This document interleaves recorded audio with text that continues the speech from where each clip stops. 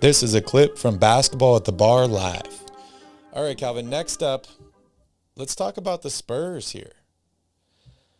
The San Antonio Spurs, they missed the playoffs again, unfortunately. They made it to the play-in, but they lost right away. They finished last season with a 34-48 record.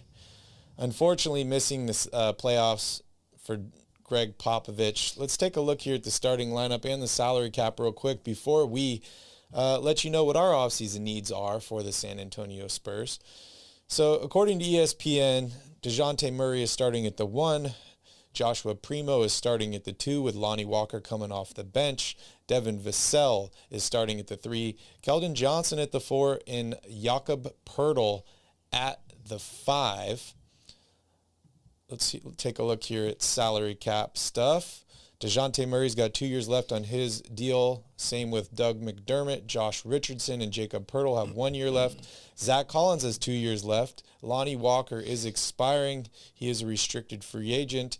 And then you have guys like Devin Vassell, 2 years left on his rookie deal. Joshua Primo's got 3 years left. Romeo Langford is entering in the last year of his rookie contract. Same as Keldon Johnson.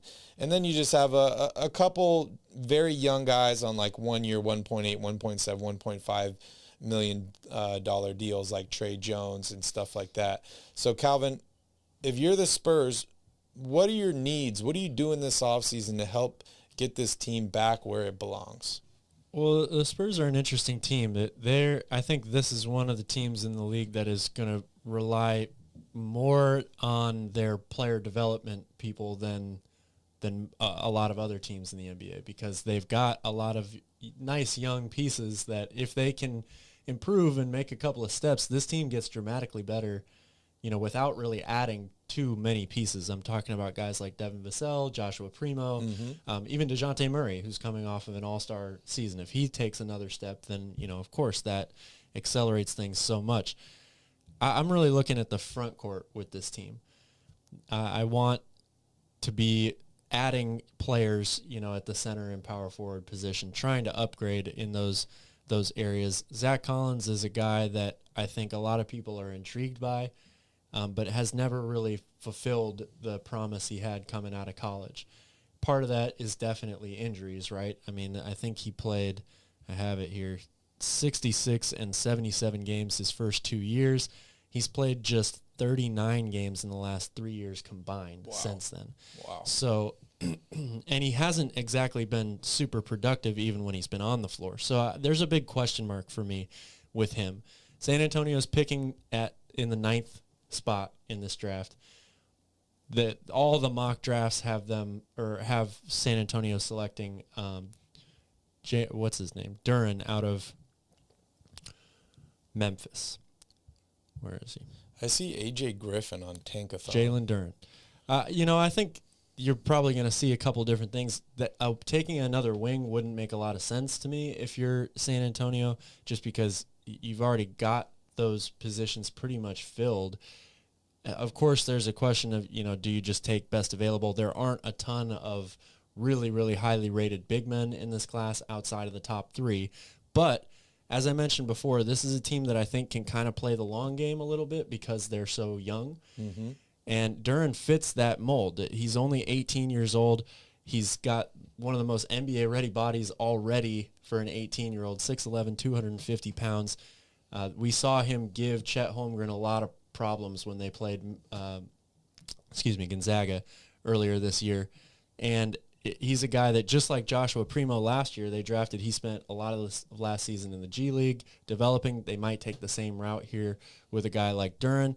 And so that pick makes a lot of sense to me. And then outside of that, I don't necessarily like the fact that I've got nearly $26 million committed combined to Josh Richardson and Doug McDermott for next year, but they still have, a reasonable amount of flexibility out there. So for me, it's all about player development, and I don't necessarily see San Antonio being able to make a big splash via trade or in free agency, even though they've got some room to sign people. Maybe you're able to sign a guy like, say, Gary Harris or, one of those second-tier free agents.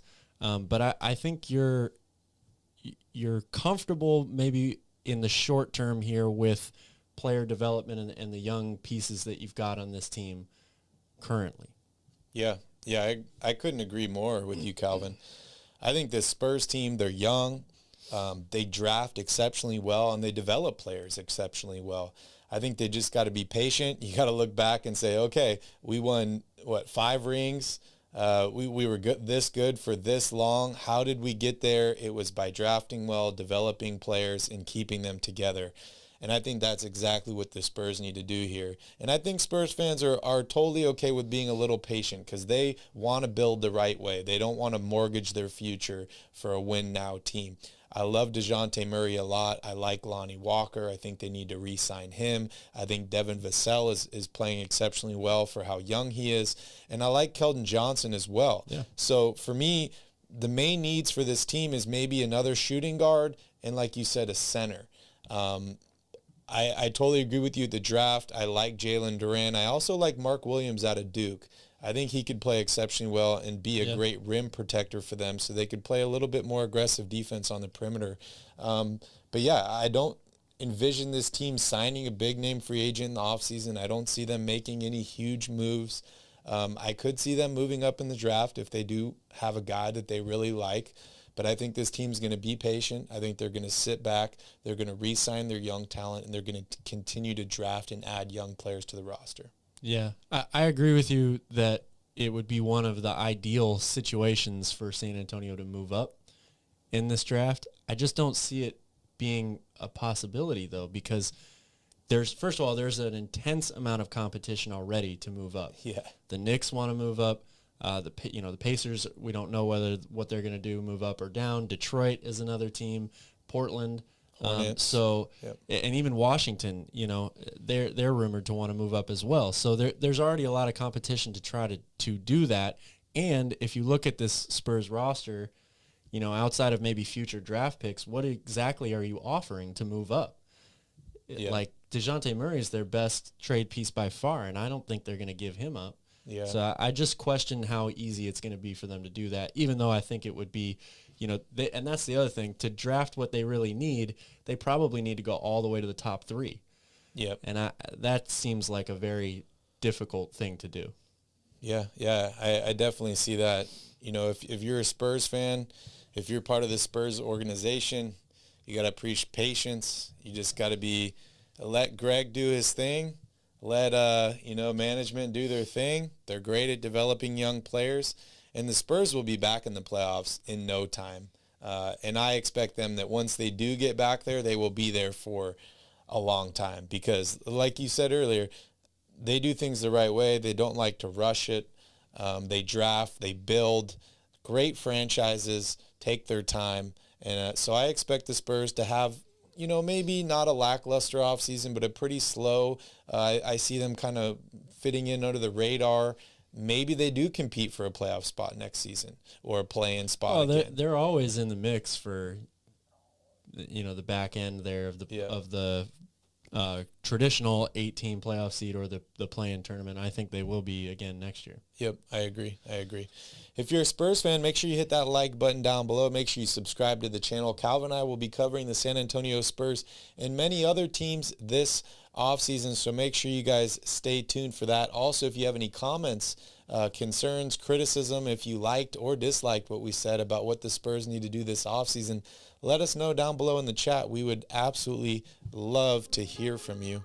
Thank you so much for watching. As always, please don't forget to like this video and hit that subscribe button. You can join us live every single weekday, Monday through Friday.